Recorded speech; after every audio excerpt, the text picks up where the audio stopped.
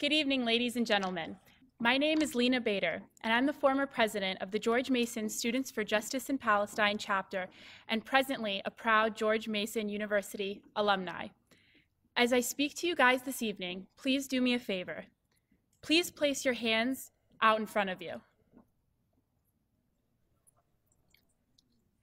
Clench them and unclench them.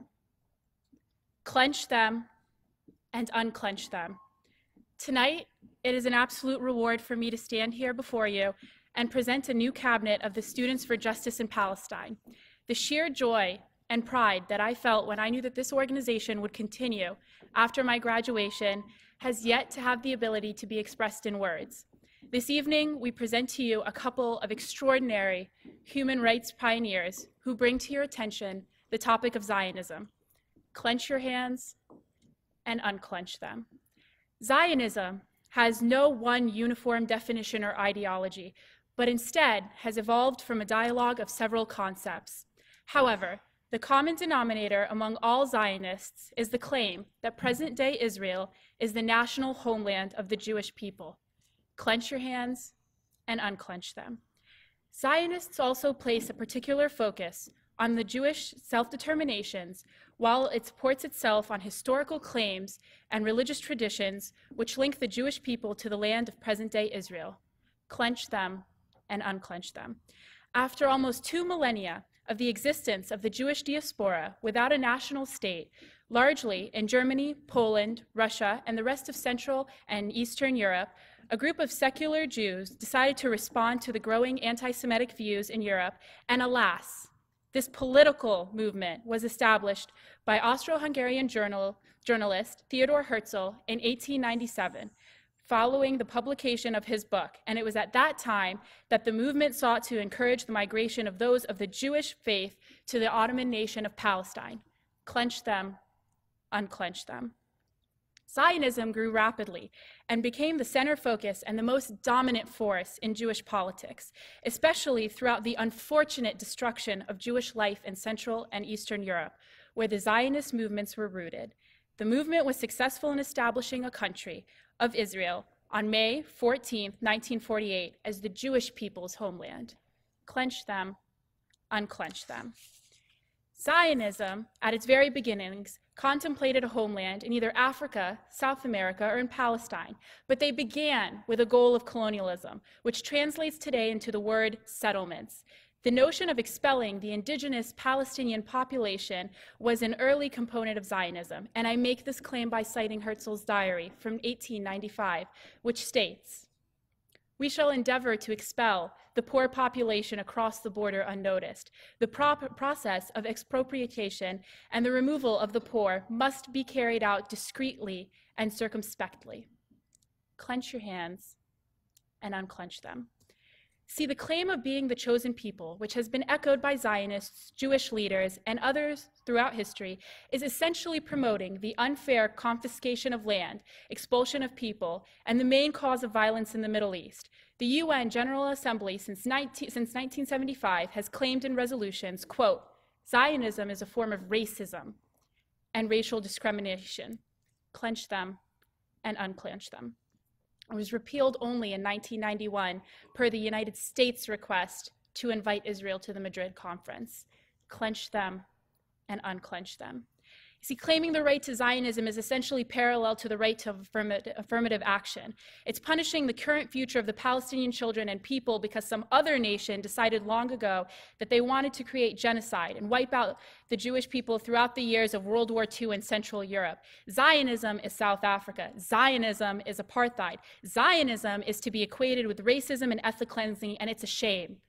But Zionism is the Holocaust repeated. It's a shame that the suffering of the Jewish people in the Second World War in Europe created extraordinary sympathy among the peoples of the earth, and this sincere and commendable sympathy has been incessantly exploited by the Zionist propaganda machine since the year 1945. There's nothing anti-Semitic about this because Palestinians are Semitic people too, and they always have been.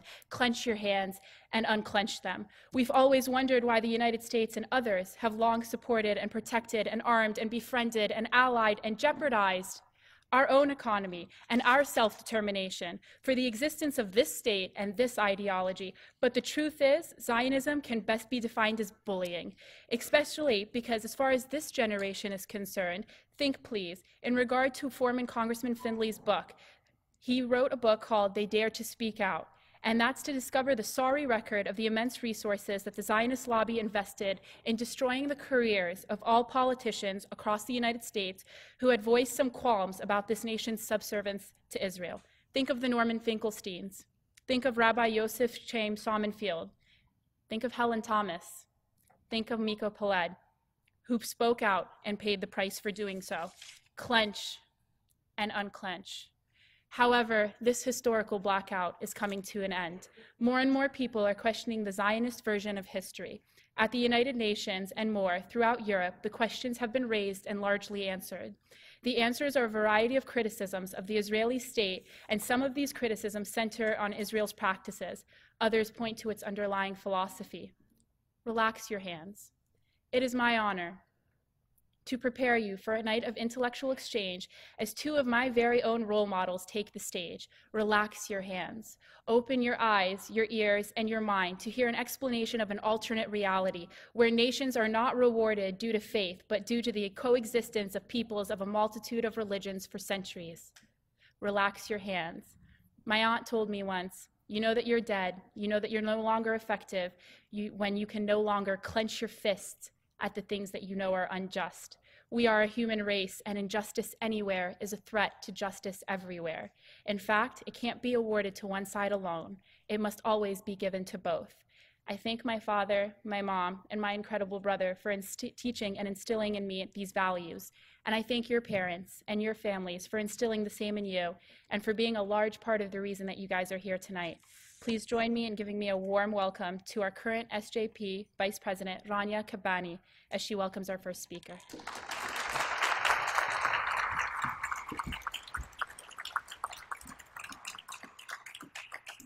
Hello, thank you all for coming. Miko Peled is a peace activist who dares to say in public what others still choose to deny. He has credibility, so when he debunks myths that Jews around the world still hold with blind loyalty, people listen. Miko was born in Jerusalem in 1961 to a well-known Zionist family. His grandfather, Dr. Abraham Katznelson, was a Zionist leader and signer on the Israeli Declaration of Independence.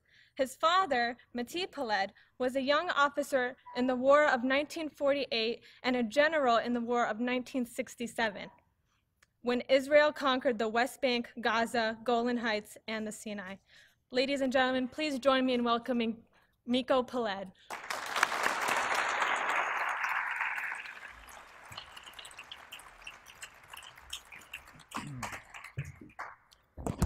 Thank you for the introduction, and thank you all for being here tonight.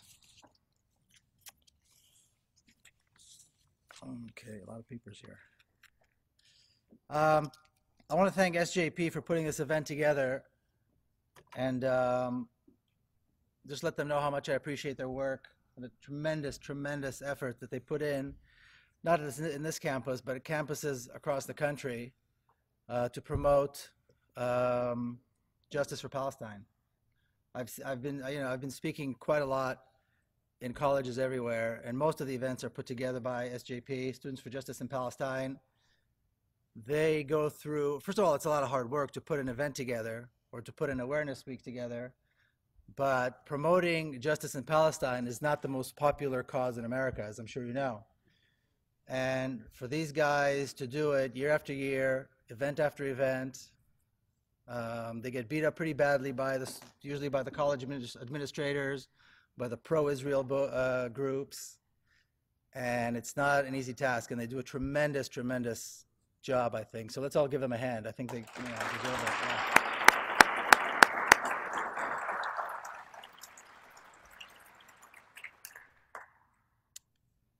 Before I begin my remarks, I always like to make a disclaimer.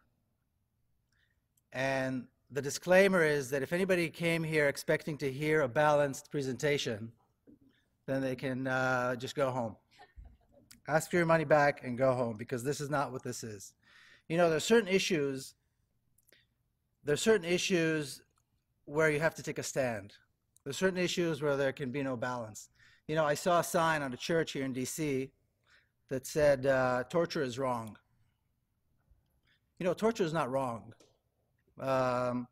Crossing the street where you're not supposed to is wrong. You know, stepping on somebody's toe and not saying excuse me is wrong. Torture is a brutal crime that deserves to be punished. And so I think it's important on an issue like that to be very clear. Abusing children, killing children is not wrong. Abusing and killing children is a crime that has to be punished.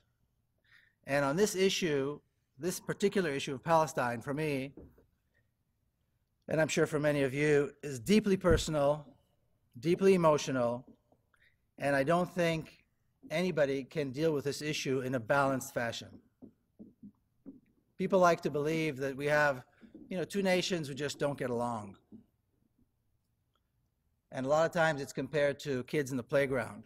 Well, they don't get along and the adults should stay out and let them work it out. And that's why, for example, American presidents always say, well, you know, we can't intervene. They have to work it out themselves. I think a better analogy would be a kid in the playground running around with a loaded weapon, shooting in all directions. And then you ask yourself, well, should the adults interfere? Should they intervene and put a stop to it? And I think the answer would be yes. And I think this is what the situation is like in Palestine. Israel being, of course, the bully with a loaded weapon. I began tweeting just a few weeks ago, and I just saw a tweet yesterday from the Deputy Foreign Minister of Israel, Danya Ayalon. And the tweet said, 74 years ago, the Palestinians lost an opportunity to have their own state. I'm paraphrasing. 74 years ago? The Palestinians lost an opportunity, you know, refused an opportunity to have their own state. It's one of those statements where if you started counting the mistakes, the errors, and the misinformation, you couldn't stop. Of course, it wasn't 74 years ago, it was 64 years ago yesterday that the United Nations passed a resolution calling for the creation of two states in Palestine, a Jewish state and an Arab state. And the resolution itself, the way it was, I think had no chance of survival anyway, but that's beyond the scope of tonight's discussion. But I think it's important to go over and see what happened immediately after that resolution was passed. And I talked about this at another lecture, and I mentioned the phrase ethnic cleansing. And somebody called out, what ethnic cleansing?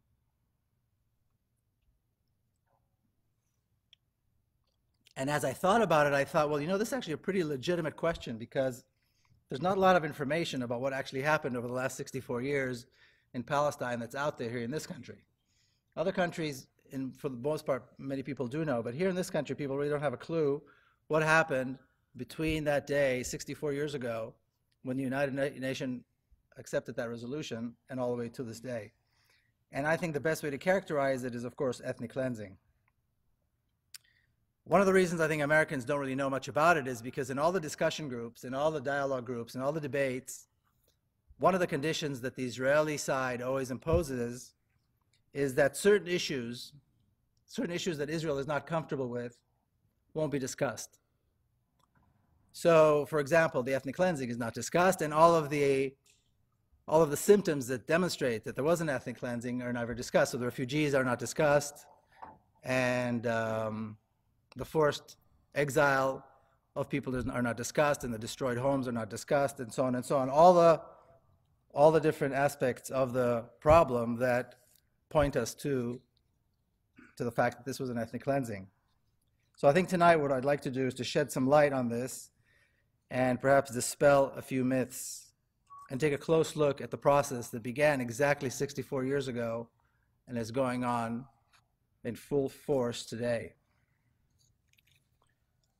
The ethnic cleansing of Palestine is the issue.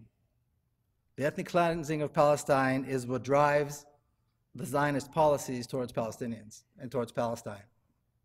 Now, as you may have heard in the introduction, I come from a deeply Zionist family. My grandfather signed the Israeli Declaration of Independence. Ladies and gentlemen, you can't get much more Zionist than that. My father was a general in the Israeli army. You don't get much more Zionist than that. This was my upbringing. And to hear, first of all, to stand here today and talk about Zionism, having learned from the Palestinian aspect what Zionism means, after having learned from an Israeli perspective what Zionism means, it's a little bit strange, I have to tell you. It's a little bit strange. But the reality is that when you go through life, you have to make a choice whether you're going to take a look beyond the narrow walls that are built for you or not. And the minute you take a look beyond those walls, you discover a whole reality that you did not know existed. And this is where I stand today. So like I said, on November the 29th, 1947, the United Nations voted to partition Palestine. Within 1 year of that resolution, the Israeli forces managed to take over 80% of Palestine, to displace 800,000 people from their homes, and to destroy 500 towns and villages, all within a year. This was before there was an Israeli army. These were militias. Israel became a state a little bit later on. Within 1 year. In December of 1948, in other words, just a little over a year after the first resolution, the United Nations passed another resolution calling Israel to allow the refugees to return. What Israel did is it began building towns and cities and highways and shopping malls for the Jews that were coming on Palestinian land, excluding, of course, the Palestinians from ever participating in this building and ever returning, and passing a law that forbade the Palestinians from ever returning, and then passing another law that allowed the government, the new state, to take over the lands and the property that was left behind after the Palestinians were expelled. So regardless of the fact that there's a myth out there, there's a story that was created afterwards that Israel was attacked, that the new state was attacked, that the Jewish community was attacked, and what happened after that was a result of that. That there was no ethnic cleansing. We know today for sure that the creation of Israel was made possible through a systematic campaign of ethnic cleansing that was conducted by the Jewish militia and involved massacres, involved terrorism, and involved the wholesale looting of an entire nation. And I'll tell you a personal story that relates to this. My mother, both my parents were born in Israel, or Palestine. It was called Palestine. And when my mother was young, she was maybe 20, she was already married, she had a baby. My father was part of those Jewish militias. He was an officer and he was fighting. And she lived in Jerusalem. And in Jerusalem, when Western Jerusalem was taken by the Jewish forces, by the Israeli forces, of course, the population was expelled. And there are a couple of neighborhoods within Jerusalem, in West Jerusalem, that are distinctively Palestinian. They're still there, the homes are still there, the people are no longer there, but the homes are still there. And when the population was exiled, these beautiful homes were offered to young Jewish families, young Israeli families. And of course, she was the wife of an officer, so she got first dibs. And she was offered one of these beautiful, beautiful homes. And she refused. And she told me this story years and years ago, many, many times, but for the first time many, many years ago. And she told me she remembers as a child walking around those neighborhoods on the weekends, on the Saturdays, seeing the family sitting out front in the lemon tree, and again, the beautiful homes and how quiet and pretty they were and so on. And she said, how could I take somebody's home knowing that they live in a refugee camp and they can't come back? So can you imagine how much this mother misses her home? Can you imagine how much this family misses their home? And she said, when the soldiers came in and began looting, the coffee was still warm on the tables. People got up and left minutes before that. And then she described to me the truckloads of loot. And her comment was, how are they not ashamed? How are they not ashamed to go in there, take these homes, take them stuff, knowing that the families are only a few miles away, living as refugees? So if anybody wants to deny the fact that there was an ethnic cleansing, that there was looting, you know, things like that don't happen as a result of miracles. Things like this happen as a result of violence. And that's exactly what took place there. After the war, a small number of Palestinians still remained within Israel, within the state of Israel. But now, rather than being the owners of their own land, masters of their own land, they were there at the pleasure of the new landlord, which was the state of Israel. And they were designated a very interesting name. They were designated the name of Arabs of Israel, which means they're Arabs, which means they could be from anywhere, and they happen to be in Israel. And Israel may or may not grant them citizenship, may or may not grant them rights, may or may not let them stay on their land. And for the first 20 years, of course, they lived under a military governor, and then after that, as third-class citizens all the way to this day.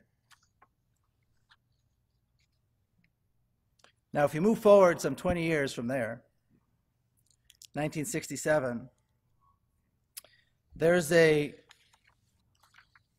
myth that says that Israel was, in 1967, Israel was attacked by 3 massive Arab armies and then courageously fought, defeated them, and conquered lands to the north, the east, and the south. And regardless of how often this myth has been dispelled and how many books and documentaries and so on have been written and filmed about this, it still doesn't stick. People still say, yes, but Israel was attacked. Well, I'm about to publish a book. It's called The General Son. It's about the path my father took and about my work and my activism and so on, about my family. And one of the things I did was I went to the Israeli Army archives to learn about my father's career. And he was a general during that time. He was a general during the early to mid-1960s when this war was planned, when the Israeli army was being prepared for this war. And one of the interesting things that I saw in the minutes of the meetings of Israel's top generals just before the war, the discussion between the generals was this: the Arab armies are not prepared for war. Therefore, we must strike now and destroy them. Now, specifically, they were talking about the Egyptian army. There was a conflict. There were some issues with the Egyptians. And the generals wanted to begin a war immediately. And the Israeli cabinet was hesitant. And there began this tug-of-war between these two power centers. And the generals, as you look at their discussions, as you look at the debates, their point is the Egyptian army is ill-prepared, that therefore we must strike now. That it will take them at least 1.5 to 2.5 years to be prepared for war, therefore we must strike now. There's no issue of existential threat. That was put together a little bit later on to justify the war. And on June the 2nd, 1967, there was a meeting between the cabinet and the generals at Army headquarters. Now, the interesting thing is that it's not only a question of 2 ideologies, it's a question of 2 generations. The Israeli army generals, the top brass, were in their early to mid-40s. Most of them were born in Palestine. Most of them served in the Haganah, the Palmach, the Jewish militia. They were indoctrinated and trained in order to take back the land of Israel and give it to the Jewish people. This is what they were trained to do. And they believed in it wholeheartedly. The Israeli cabinet was made of immigrants who came mostly from Eastern Europe. All but one, I think, came from Eastern Europe. They were all in their mid to late 60s. They had all gone through pogroms and all kinds of horrific experiences that Jews had gone through in Eastern Europe. And this was less than 30 years after the end of World War II. This was only 30 years after the Holocaust. And they were scared. They thought that war was a dangerous thing and they did not want war. And in the debate between the 2 sides, one of the points that was made by my father was, you guys, how dare you be hesitant? How dare you hesitate? This army that has won every single war, every single battle so far for the last 20 years, and how dare you hesitate and not let us attack? We have an opportunity here to destroy an army, not because there's an existential threat, but because we have an opportunity to destroy an Arab army. So I think this is really, really important to understand. There was no existential threat. Later on, almost all the generals admitted that the existential threat was a lie and a myth. It was a joke. It was a joke. But in Israel, people believed that the Arabs were going to come in and kill them just like the Nazis did 30 years earlier or 25 years earlier. And again, using fear to put pressure is a well-known technique. As it turned out, the government yielded. They couldn't stand the pressure, and they agreed to let the army attack Egypt. A preemptive strike against Egypt, in which the Egyptian army was destroyed, the Egyptian Air Force was destroyed, and the Sinai Desert and the Gaza Strip were taken within a few days. Once this was done, the Israeli army knew that the Jordanian and the Syrian army, of course, were no match for them, and they took the Golan Heights and the West Bank, two areas that Israel had wanted for many years, because they had water resources and hills overlooking Israel, and of course the West Bank had, biblical Israel and the old city of Jerusalem, which they wanted for many, many years. Now, when we look at what happened in the 40 years since Israel conquered and finished, and you have to understand, Israel, by doing that, completed the conquest of the land of Israel. And this is the first time in 2,000 years that the Jews controlled the land of Israel again. So historically, from a Jewish perspective, this is huge. An Israeli army, a Jewish army, defeated Arab armies and conquered the Holy Land again. But what happened in the last 45 years? What happened, say, in the West Bank since Israel controlled it? There's been a lot of investment. Billions upon billions of dollars, mostly American money, have been invested in the West Bank, building cities and towns and highways and shopping malls and industry. And none of it, not a dime, went to Palestinians. All of the money, billions and billions of dollars, went in to bring Israeli Jews and Jews from other countries into the West Bank. 3 million Palestinians who live in the West Bank were given nothing. They have no access to the cities and towns. They have no access to the new homes. They have no access to the highways. They have no access to the malls.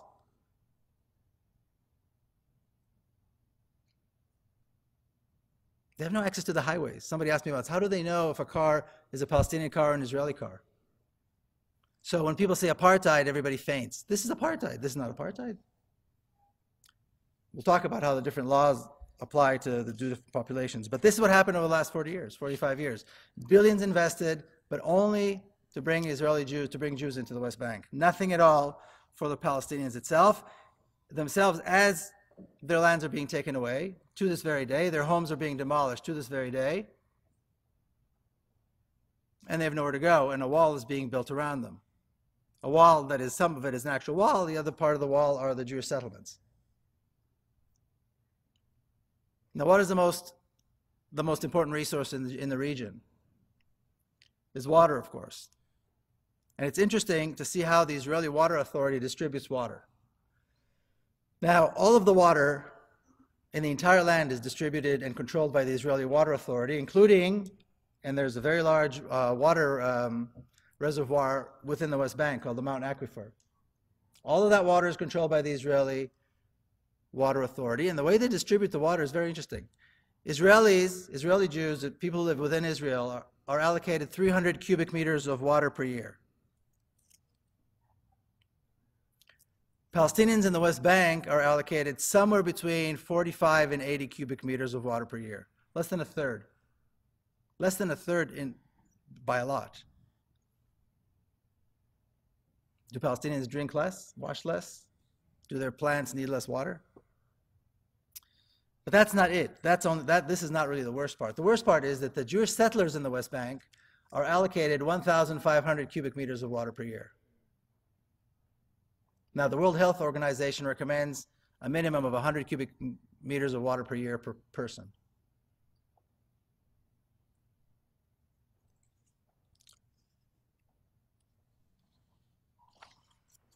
So again, when we talk about apartheid, then the question is, of course, where is the question?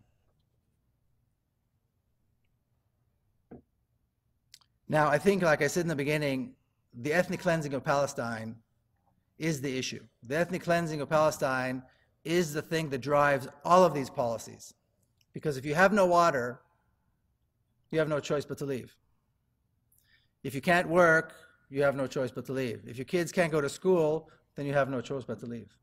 And Palestinians leaving is exactly what this ethnic cleansing is about. This is exactly what Israeli policies are all about.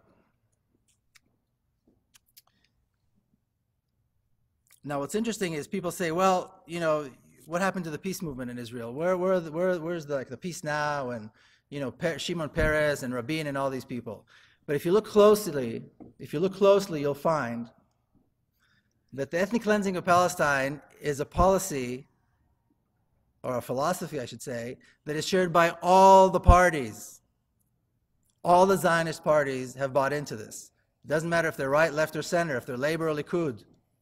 On this particular issue, there is no difference.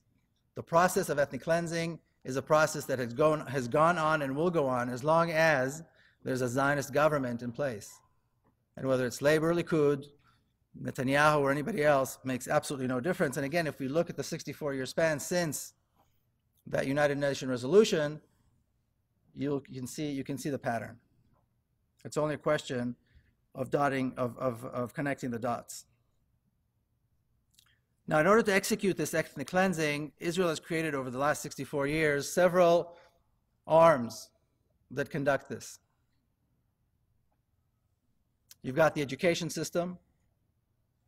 You've got a bureaucracy that is completely dedicated to one thing, which is making life hell for the Palestinians. And you've got the military. And you've got the judicial system within Israel that allows all of these arms of the government to get away with murder, to get away with crimes that, were they committed against Israeli Jews, they would be prosecuted. But because they are perpetrated against Palestinians, they get a pass. And you see this over and over and over, cases that are brought to the Israeli Supreme Court over and again. The Israeli Supreme Court and the entire Israeli justice system has completely lent itself to allowing the ethnic cleansing process to go uninterrupted. And again, I'll talk about some more details in a minute. In order to justify the ethnic cleansing and in order to justify the need for a Jewish majority, because this is what Israelis always say, we have to have a state with a Jewish majority.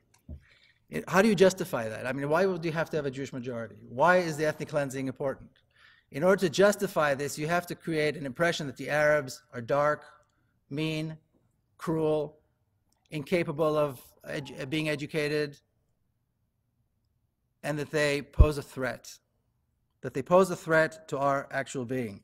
That they're incapable of learning, they're incapable of getting along with Jews, they want to kill Jews, that they're inferior, and of course they're incapable of creating their own government. They're incapable of governing themselves in any way, shape, or form.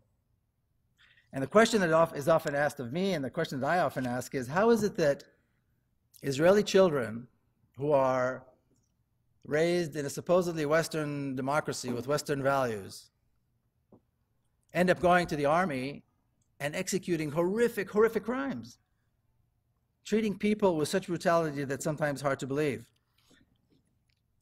And I like to reframe the question and ask, how would you educate children who supposedly grow up in a Western-style democracy to become brutal terrorists? How do you accomplish both? And of course, the answer is an education system that is completely dedicated to this cause. And that's exactly what exists in Israel. It's an education system that is completely dedicated to teaching racism and to teaching apartheid and to developing them as a mindset. A new book just came out, or is about to come out any day, by my sister, who's an educator and teaches at the Hebrew University in Jerusalem. And it talks about how Palestinians and Palestine are described in Israeli textbooks. And I'll give you a few examples, because this is really important. This is how ethnic cleansing works. This is how you develop apartheid. This is how you develop racism. I'll give you a couple of examples. She researched mostly history and geography books. Now, geography books are what? They seem like a pretty benign thing, like a pretty neutral thing. And a couple examples she brings are examples of maps. maps in Israeli geography books. So you have a map, one map, where now all the maps, every single one of the maps, when they talk about Israel, it shows the entire country, from the Jordan River to the Mediterranean Sea. So all of the land of Israel, not the state of Israel, whose boundaries are kind of unclear, but the land of Israel, which we all know is the larger land. So they have one that talks about education levels and things like that in the community, in different communities. So you see Israel, and the West Bank is completely blank. Completely blank, and it says no data available. Now, when you look at a map and you see an area that's completely blank, what does that mean? It means it's barren. When you look at it, you think, oh, there's nobody there. It's completely barren. Another interesting map is a map, now, a map that shows universities and colleges in Israel. Now, all these maps talk about Israel. There's no mention of another entity. And there are all these universities that exist in Israel and a few colleges, Jewish colleges that exist in the West Bank. Nothing, not a single institution exists that's a Palestinian institution. Most of the Palestinian cities are not even mentioned in the map. I mean, the major Israeli cities are all mentioned. Some of the settlements are mentioned as cities, but none of the major Palestinian cities and towns are mentioned, and no universities are mentioned at all. There are 12 universities in the West Bank. And then another map that's interesting is a map that shows Jewish and non-Jewish towns and settlements in the West Bank. I mean, in Israel. Jewish and non-Jewish. In other words, there's Jewish and there's somebody else, but they have no significant identity. Now, what do kids do? Kids study in school, they study for their tests, and then when they're 18, they matriculate and they go to serve in the army. Very few people actually pick up an extra history book and go, wait a minute, this isn't accurate. What we learn in school is what we know, and when we're 18, we move on. Well, in Israel, when you're 18, you're given a gun and you're sent to protect your country against that threat that is called the Palestinians that didn't exist in the maps. Now, half the population, if you look at that map, half the population is Palestinian. You have about 6 million Israelis, about 5.5 million Palestinians who live within that map. The claim in Israel is that Palestinians are about 20% of the population. But they only talk about Palestinians who live within the state of Israel. But the map they show is the entire map of the land of Israel or Palestine. Now, what's interesting is Israeli kids don't ever meet Palestinians. I mean, I grew up in Jerusalem. It's supposed to be a united city. I never met Palestinians. I mean, I saw them. I'd go visit the old city and I'd see Palestinians. I never met Palestinians. First time I met Palestinians was in this country. I was almost 40 years old. That's the first time I met Palestinians face to face and could sit and have a normal discussion, like, you know, people who are completely equal in every single way. That doesn't exist in Israel. Even sometimes the communities could be very close geographically. But Israeli children never meet Palestinians. So what they know is what they learn in school. And what they learn in school is that the Arabs are a problem that needs to be solved. The Arabs are a threat that needs to be eliminated one way or the other. And then, of course, when they are in the military, then their job is to eliminate that threat. And there are common methods of racist discourse that were used by colonial powers over the years, and the Israeli textbooks are a textbook case of teaching racism, of teaching apartheid. A textbook case. Describing people as something that they're not, which is not us. Describing people generally as a problem. Comparing Arafat to Hitler. Comparing the Palestinian resistance and national movement to Al-Qaeda. Invoking all these fears. Well, if they're like Al-Qaeda, if Arafat is like Hitler, and they're at our doorstep, well, of course we have to kill them. Do we care if they're children or not children? Because they're all a problem, they're all a threat. And when you're 18 and you have a gun, and this is what you learned your whole life, then this is what you do.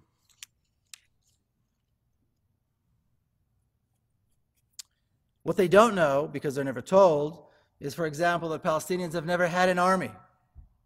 Palestinians have never, ever owned a tank. They don't have an artillery battery, not one. They don't have a warplane, not one, never have. Or a warship, never have. Israel has one of the largest armies in the world and nuclear power and nuclear weapons. Who is the threat? But Israeli children never see a picture of a Palestinian in any of their books. They never hear of a Palestinian writer or poet. They never see a picture of a Palestinian teacher or doctor. What they see is a caricature of Ali Baba with a camel, or massive refugee camps that display poverty and backwardsness. This is all they see. So this is all that they know. What else do they see? They see a wall being built. They see that there's a wall between us and them. Well, if there's a wall between us and them, that must mean that there is a very dangerous threat on the other side of the wall. Otherwise, why would my state build a wall if there was no danger? It must be a terrible threat on the other side. And again, nobody even stops to think that there's never been a Palestinian military force. And again, every single Israeli government, right, left, and center, has always been dedicated to solving the problem. And solving the problem is getting rid of the Palestinians. Solving the problem is the ethnic cleansing of Palestine. An interesting thing also, you guys recall that a few months ago, Israel and Hamas had this prisoner deal, and Gilad Shalit, the soldier, was handed back. Gilad Shalit was a soldier, a combat soldier, part of a tank unit, okay, on the border with Gaza. But everybody say he was a child that was kidnapped. Okay, soldiers are not children and they don't get kidnapped. On the other hand, and there's a complete hysteria about how unjust it was and how unfair it was and how inhumane it was that they captured this child, that they kidnapped this soldier. He was a soldier in a tank unit, armed, in service, on the border of Gaza, probably inside Gaza. On the other hand, there's a complete ignorance and complete ignoring of the ongoing kidnapping of Palestinian children by the Israeli forces every single day, every single night, 2 a.m., Israeli forces barging into homes, smashing the door, taking children, 14, 12, 13, 16-year-olds, throwing them in jail, beating them up, no due process, no attorneys, no rights, and they're kept in prison for as long as the army decides that they want to keep them there. But somehow Israelis don't have a problem with that. They have a problem with a soldier that was being kidnapped. But again, this is part of the education system. Like I said, the other arm is the bureaucracy. And the bureaucracy is charged with making it seem like ethnic cleansing is actually just a bureaucratic, simple, unemotional issue. And you see people losing their homes, being thrown out of their homes, homes being destroyed, lands being taken away, with people nowhere to go on a regular basis. And the process of ethnic cleansing, it's not just getting rid of the people, but it's also getting rid of the culture. It's a de-Arabizing process. I'll give you a couple of examples. When Jews immigrated to Israel from Arab countries, they looked like Arabs, they spoke Arabic, they liked Arabic food, they listened to Kulthum, they were Arabs. Well, the Jewish establishment had to change that very quickly. So very quickly they learned that they had to change. And the discrimination against them was horrific over the years. We're talking about the early 50s. They had to change their clothes, they had to change their accent, they had to change their food, they had to change their music. The music had to change. Everybody listens to Kulthum first. But this was the process of de-Arabizing. You can't have Jews who are Arabs because Arabs are bad. So very quickly they had to learn that. And today, it's interesting, even if you look at Orthodox Jews who came from Arab countries, or whose ancestors came from Arab countries, they don't wear the traditional religious clothing of their grandfathers. They wear the traditional religious clothing of my grandfathers, who came from Europe. It was a success. They don't look like Arabs anymore.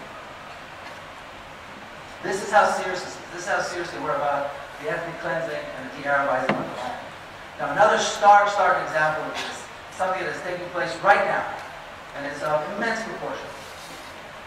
Has anybody here ever been to Jerusalem? Okay, good. So you've been to the Old City? You know the Old City's wall, and there's two different quarters.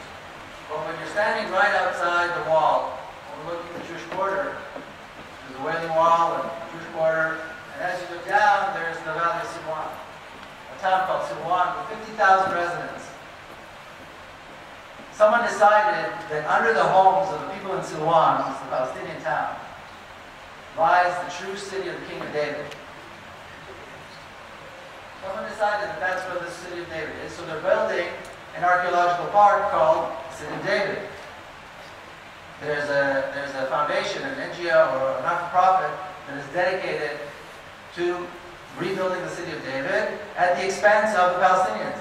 So 50,000 Palestinians have to leave their homes have to be destroyed to build an archaeological park to remind us of the existence of a king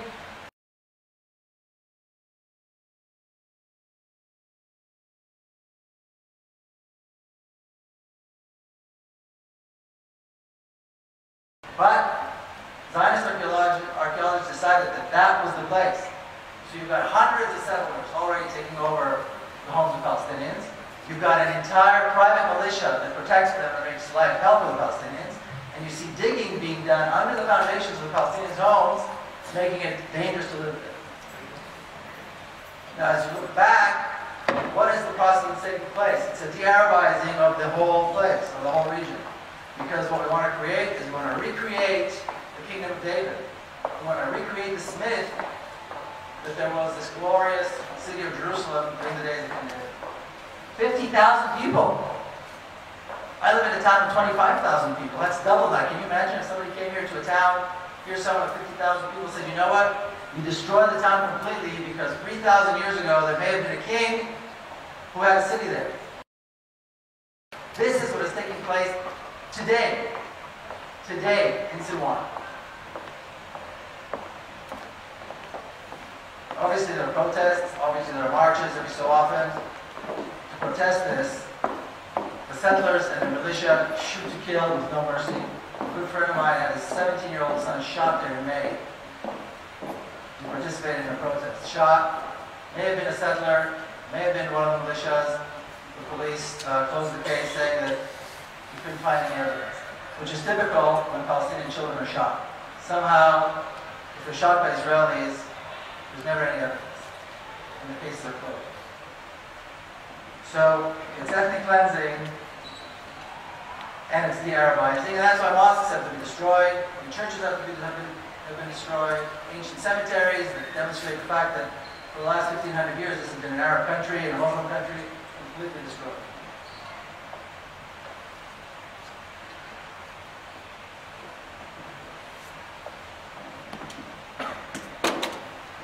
The problem is the Palestinians are not going away. They're not going away.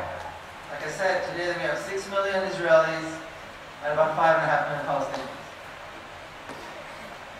So we have to make sure that this bureaucracy, that by the way is in charge of what is happening in Silwan, is in charge of making sure the Palestinians can return to their homes if they leave, that students who go overseas to study have a hard time coming back, that any of you who happen to be Palestinians and who were born here and have American citizenship can't come to visit unless you're held at the airport for hours upon hours upon hours.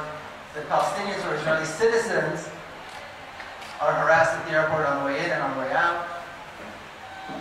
If I go in to Israel, I have Israeli citizenship. If I have dual citizenship, I go in, I can go out, whenever I want, it's off the door. Any Palestinian who's an Israeli citizen and goes in with me will be stopped.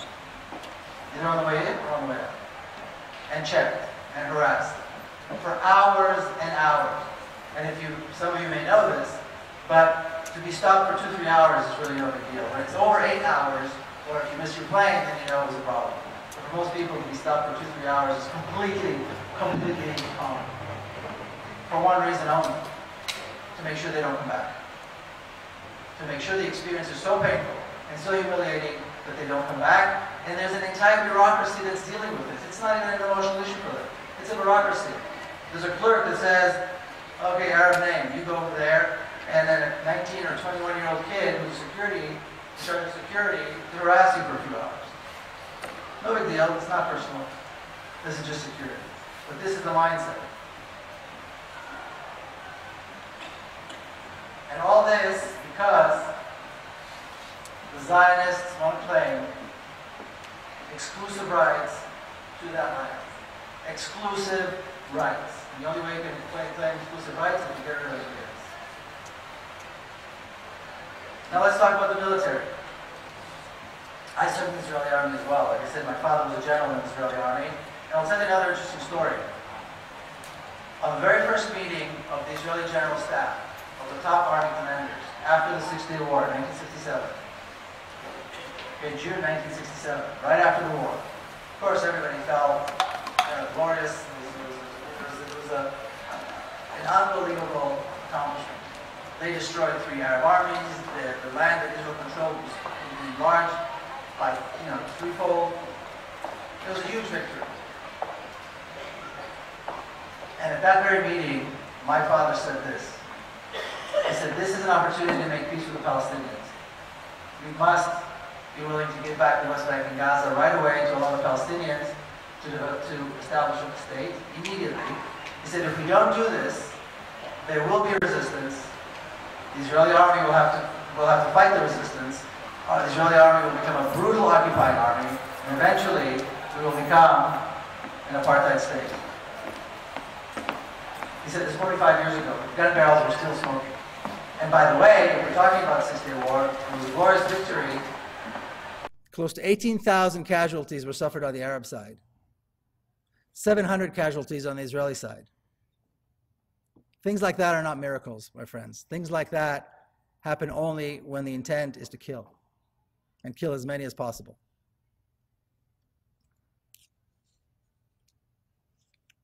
Now, the Israeli army, the purpose of the Israeli army is to make sure, again, to enforce the ethnic cleansing, to make sure that the Palestinians who are thrown out and placed in concentration camps all around Israel never come back. And mind you, this was just years after Jews were allowed out of concentration camps in Europe. The new Israeli state placed Palestinians in concentration camps that still exist some 64 years later, to make sure that they don't return. If they do try to return, they're shot. And in the early 50s, the Israeli army created a special unit called Unit 101, which was led by probably Israel's most bloody general. His name was Ariel Sharon. You may have heard of him. And his claim to fame was that he would go into Gaza and kill as many people as possible. As many people as possible every time a Palestinian tried to cross the border and go back into Palestine. Now, granted, some of those attempts did engage. There was violence. Perhaps they came in with a gun and shot someone. But by and large, these were people who were trying to go back to their homes, trying to bring food or something. And the order was to shoot to kill. And then again, to go in and retaliate. The Unit 101 was a retaliatory unit. And if you know anything about the Israeli army and you see them when they were young, you see how they grew up. They're all a bunch of crazy murderers, if you ask me. So this was in the early 50s, and the war against Gaza was established then. It was a war that is going on still to this day, of every few years, going in and killing as many people as possible. Citizens, men, women, and children. And remember, there was never an army there. There was never a military force there. There was never a tank there. And Israel has always had a very strong, very big army. I won't go into all the details, but if you look at the history, you'll see that every few years, and many of these raids into Gaza were led by Ariel Sharon as he went up the ranks. Eventually he was a general and he led these. But every time they would go in, and of course the purpose is to go in and destroy the terrorists. I think terrorist is a far better description, a description that fits much more to the Israeli army itself than to any Palestinian resistance movement, or any resistance that the Palestinians were ever able to come up with. And I think probably the worst, and you may agree with me on this, the most brutal, the most bloody attack on Gaza was what they like to call Operation Cast Lead.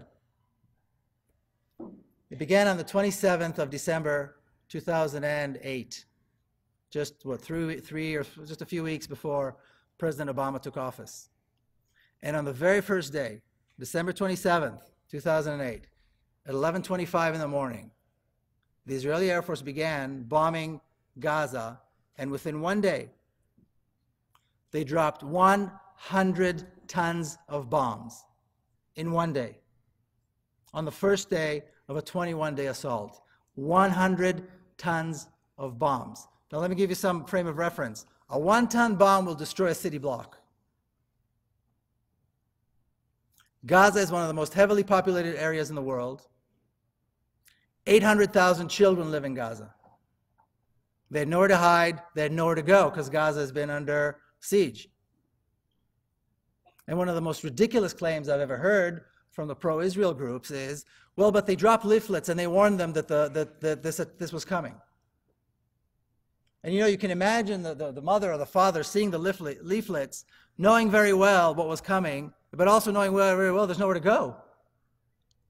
Nowhere to hide. When these planes start, when the bombs start falling, when the fires begin and the rubble begins and kids are killed by the houses that are being destroyed and suffocated by the fumes and burnt by the phosphorus, and I'm not making this up, I'm not dramatizing it, this is it. There's nowhere to go. There's nowhere to go because Israel locked Gaza. Nowhere to go. The Israeli Navy is holding it, on the coast, and the Israelis are holding the borders closed. And this was the first day of a 21-day assault. 100 tons of bombs. Towards about halfway through, they decided to bring in ground forces. After a couple of weeks of so many hundreds of tons of bombs, you wonder why you would need any more forces. And if you look at pictures of the ground forces preparing to enter Gaza, you might think they're preparing to fight the Russian army. Rows and rows and rows of tanks, rows and rows and rows of combat units in their armored vehicles. Where are they going? Who are they fighting? What is their objective? There is no army on the other side.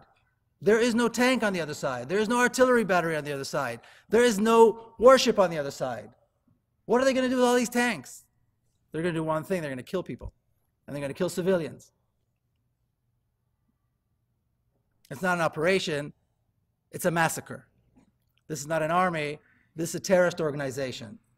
The Israeli army, my friends, is a terrorist organization that is dedicated to the ethnic cleansing of Palestine. And until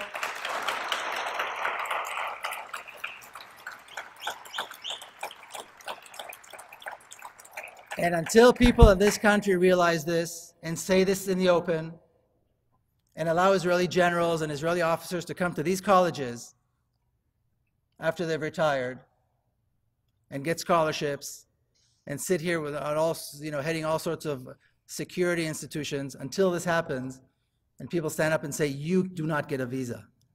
Because I'll tell you what, I know hundreds of Palestinian activists who have never lifted a rock, who have never touched a gun, wouldn't dream of touching a gun, that don't get visas to come here because they're Palestinians. So that has to be reversed. So this is the military arm of this.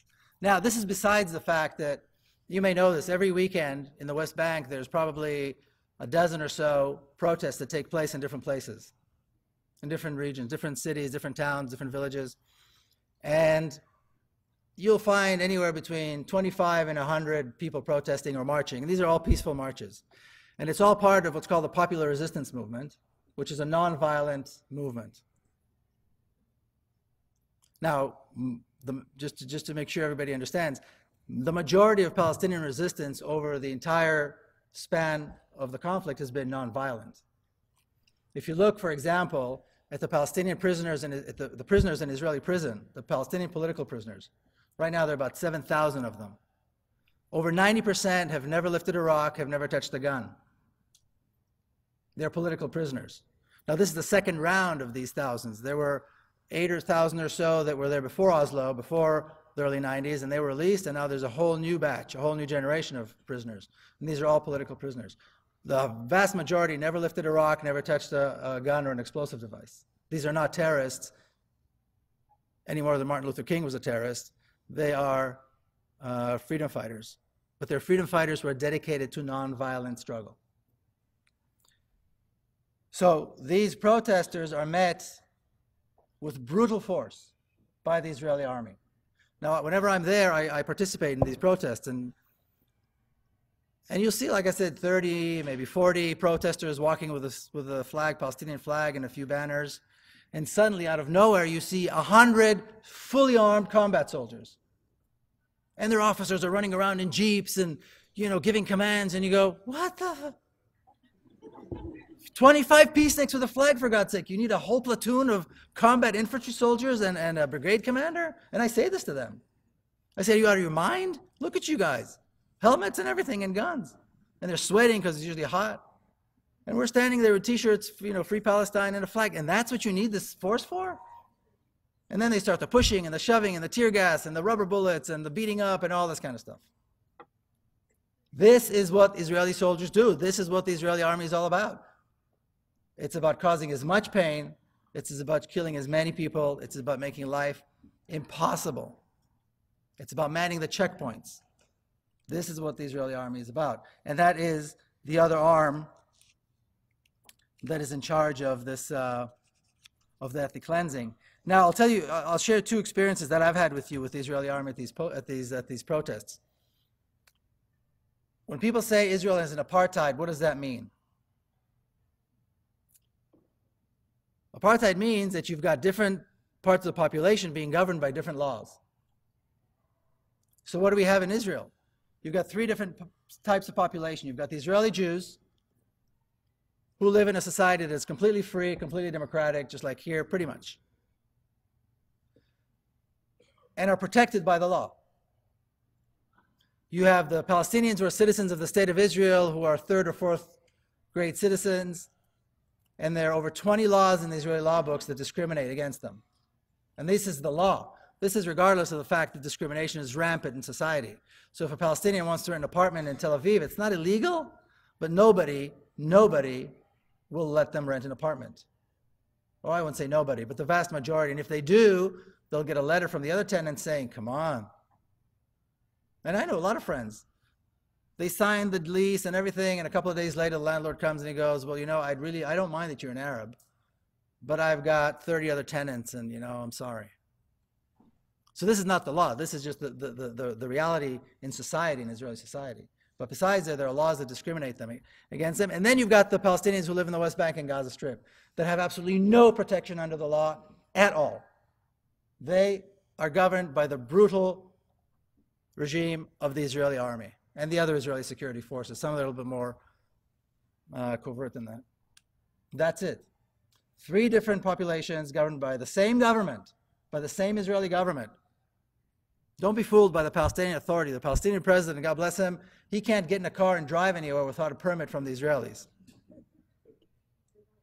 He can't get in a helicopter and fly, go from Ramallah to Bethlehem without getting a permit from the Israelis. Israel governs the life of every single person in that land, but they govern them under different sets of laws. And again, I'll give you an example of something that happened to me. Okay, if I'm in the West Bank if I'm committing a crime and a Palestinian's committing a crime, we are dealt with under different laws. So I was at a protest in a small town called Bet Umar near Hebron. And the army came, as I said, this whole combat unit comes, and I open my big mouth, and they arrest me right away, and they try to shut me up, and I won't. Anyway, we go back and forth, and the army places me under arrest. And I stay there for a little bit longer while, a little chaos goes on. And then finally, the army takes me and gives me over to the Israeli civilian police. Now, the civilian police have to actually deal with me because I'm a civilian and I'm an Israeli. They usually treat me a little bit nicer, and then they take me to the police station, which is in a town, a Jewish settlement. And at this particular time, they were waiting for the army commander that placed me under arrest to come in and file the charges. Well, he wouldn't show up. The guy's a brigade commander. He's almost a colonel. He's going to waste his time coming in, dealing with me. And the soldiers that were charged with, keeping me, protecting, holding me so I won't escape or whatever, they're sitting there wondering why the police won't take me off their hands. And the police won't unless the officer comes and signs it. And it's this silly catch-22 thing going on. And the phones are going back and forth, and this is going on for hours. I spent an entire day there. Finally, the army said, we'll send them, they said to the police chief, we'll send you guys a fax. So the station chief came out. He was ticked off by then. He said to the soldiers, listen, he's an Israeli. He has rights. He's not a Palestinian that I can just throw in jail. Then they understood.